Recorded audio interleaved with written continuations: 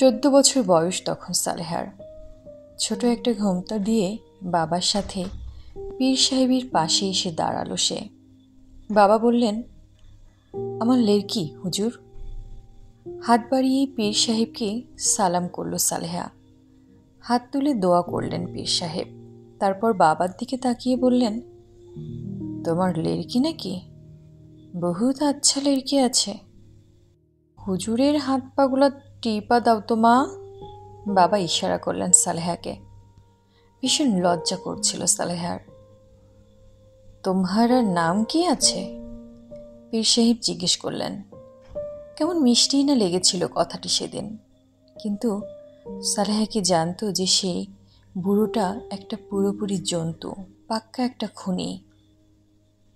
4 বছর, 4 বছর নয়তো ঠিক 4টি যুগ। সালেহাই জানে